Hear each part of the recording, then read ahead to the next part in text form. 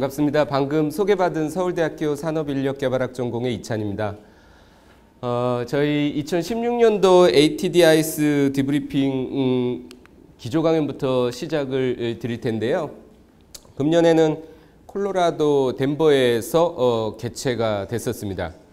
콜로라도 덴버가 고산지대입니다. 그래서 마라톤 선수들이 일부러 거기 와서 트레이닝을 받을 정도로 일반인들이 가면 조금 어지러움을 느낄 그런 고산지대입니다. 그래서 보통 작년처럼 플로리다 올랜도 같은 데에서 진행을 하면 ATD의 등록률이 엄청 높고요. 세션에 참가하면 되게 쾌적합니다.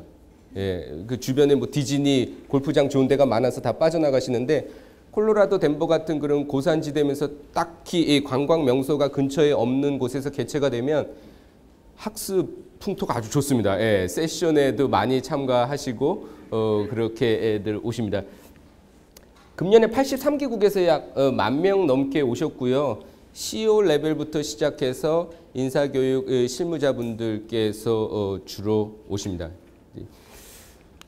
대부분의 그 글로벌 기업들이 여기서 발표를 하는 이유는 뭐 본인들 프로모션 목적도 있고요. 그 다음에 완성된 형태로 프로젝트를 발표하는 게 아닙니다.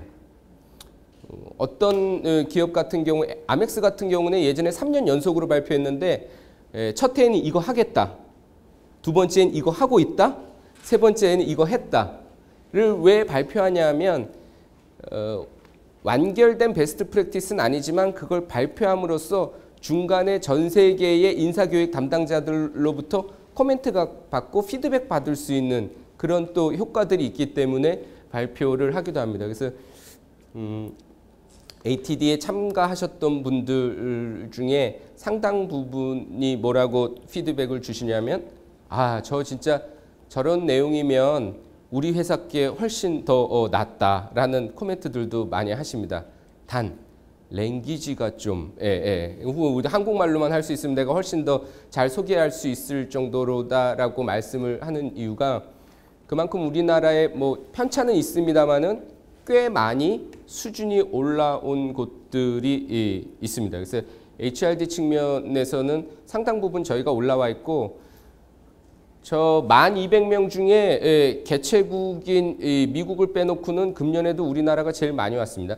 우리나라 분들이 제일 많이 왔습니다. 한 274분 정도 오셨던 것 같은데 최신 트렌드가 뭐냐?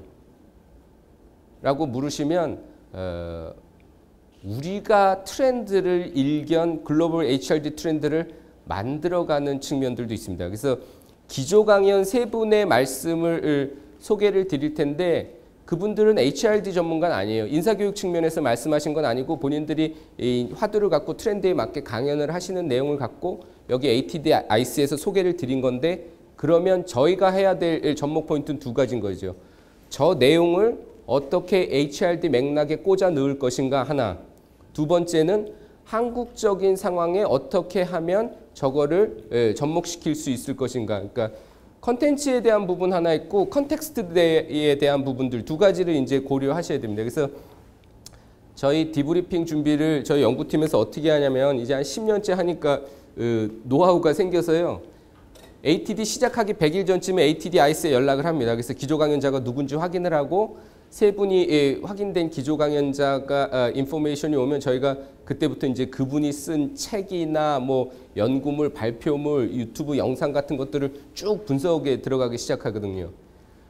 금년 ATD 기조 강연의 특징은 뭐냐면 그 제가 ASTD 시절에 프로그램 어드바이저 커미티에 들어가 보면 키노 스피커를 각각 섭외하기 때문에 이 셋 간의 연계성은 결여되어 있는 경우가 많아요. 금년은 세 분 모두 일맥상통하는 흐름 속에서 화두를 던집니다. 또 하나는 특히 우리나라의 조직에 주고 있는 시사점이 큽니다. 그래서 그런 측면에서 보시면 금년에 아마 말씀 나누실 것들이 많고 내년에는 조지아 아틀란타에서 합니다. CNN 코카콜라가 있는 조지아주 아틀란타에서 개최를 합니다. 트랙은 조금씩 변하고 개수도 변하고 내용도 살짝씩 변하는데 트랙 옆에 있는 숫자가 트랙별로 발표된 세션 수입니다. 근데 트랙별로 발표된 세션 수에 너무 많은 의미를 부여하지 마세요. 예. 왜 그러냐면 실제 프로포즈를 받아서 그 프로그램 어드바이저 커미티 심사 들어가면 한 전 세계에서 1000편 정도의 프로포즈를 옵니다. 그 중에 300개를 고르는 거예요. 300개가 발표되지만 실제로는 1000편 중에 한 250개만 고르고 나머지 50개는 전략적으로 나중에 인바이트를 합니다. 그렇게 해서 한 300개의 안팎으로 맞추는데 발표가 많이 되는 거는 프로포절이 많이 들어온 거예요. 예. 그 차이지 인스트럭셔널 디자인이 31개라고 해서 메저먼트 18개의 메저먼트보다 이게 훨씬 더 중요하냐? 그런 건 아니란 의미죠. 다만 트랙을 소개드리는 이유는 ATD가 열리고 나서 90일 동안은 발표 자료가 서버에 올라가 있거든요. 90일 지나면 내립니다. 다운받아서 저장하실 때 저 트랙별로 폴더를 관리하시면 좋고 저거 받아다 뭐에다 쓸 거냐? 실제 활용도는 케이스 스타디로 되어 있는 발표 자료가 유용하실 겁니다. 업무에서 실제 쓰시기에는. 케이스 스타디가 제일 유용하실 거고 또 하나 꼭 케이스 스타디가 아니더라도 뭔가 새로운 거를 추진하고 기한하시고자 할 때 회사에서 흔히 이제 요청받는 게 야, 다른 회사는 어떻게 하는데 글로벌 기업은 어떻게 하는데 이런 요청들을 받으시잖아요. 예. 보내주고라도 그런 말씀을 하시면 모르는데 부장님이나 나나 사무실에 앉아있기 마찬가지인데 이제 저보고 만들어 오라는 거죠. 그런 경우에 ATD가 구세주 역할을 합니다. 저 자료들이. 그래서 축적해서 모아두시면 그런 용도로도 잘 쓰실 수 있으실 겁니다. 트랙에 대한 부분들은 그 정도로 보시면 될 것 같고 최근에 2013년에, 2014년에, 2015년에 ATD IC의 테마를 보면 전략적인 인적 자원 관리할 것, 트레이닝 앤 디벨롭먼트에서 한 걸음 더 깨서 나가려고 하는 것이고요. 이게 창조적인 인재 육성을 타겟팅 하다 보니까 결국은 긍정심리학, 긍정탐구, 어프리에이티브 인콰이어리, 조직문화 부분 이런 것들에 대해서 이제 논의를 하게 됐고 작년에 창조적 학습을 위한 핵심 인재 육성 이런 추세 이게 일관성이 있죠. 흐름이 보이시죠? 그러고 나서 이제 금년에 보면 키노 스피치에서도 주관적 경력 성공에 대해서 금전적인 거, 지위 이런 거 말고 내가 느끼는 나의 주관적 경력 성공, 진성 리더십, 조직 사회학, 마인드풀니스 트레이닝 프로그램, 학습 민첩성, 빅데이터 이런 거 보면 재밌죠, 사실은. 왜냐하면 우리가 볼 때는 미국에서 저런 소리가 나온다. 마인드풀니스, 마음챙김 훈련 프로그램 요새 너무 힘들다. 저 친구들을 한국 기업에다 데려다 놨으면 어떻게 됐을까 하는 느낌을 받는 거예요. 저희는 해외 토픽감을 HRD에서도 많이 생산해내잖아요. 인턴이 과로사 하는 나라. 그 대한민국. OECD 국가 중에 근무 시간 최장 2위였다가 다시 회복했죠. 작년에 1위로요. 근데 생산성은 어때요?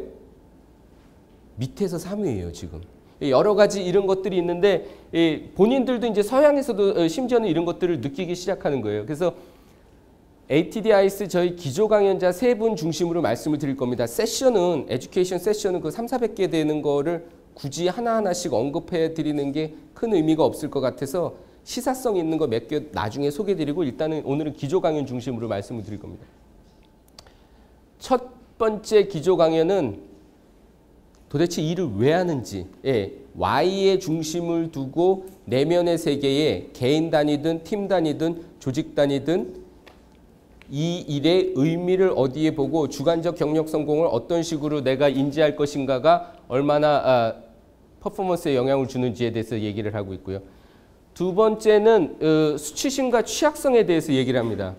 두 번째 기조 강연을 저희가 주제를 접했을 때 반갑기도 하고 고민도 됐어요. 이거 한국에 너무 필요한 거예요. 지금 뭐 저기 꼬마들 왕따 당하는 꼬마들뿐만 아니라 직장 내에서 우리 누구에게나 직급에 상관없이 다 필요한 건데 문제는 이걸 어떻게 하면 딜리버리하고 내재화시킬 수 있을까에 대한 부분들을 고민을 했었습니다. 어쨌든 두 번째, 수치심과 취약성에 대한 것, 이거 개인 단위에서 알아서 해결할 것이 아니라 조직 차원에서 접근해야 되는데 어떻게 해결할 수 있을까에 대한 부분. 세 번째는 혁신 문화를 조성해서 학습 민첩성을 깨우려면 어떻게 해야 되는지 제레미 구체가 얘기를 합니다. 이런 세 분의 기조 강연을 중심으로 첫 번째 사이먼 사이넥, 두 번째 브리네 브라운, 세 번째 제레미 구체 케이스를 하나하나씩 보겠습니다.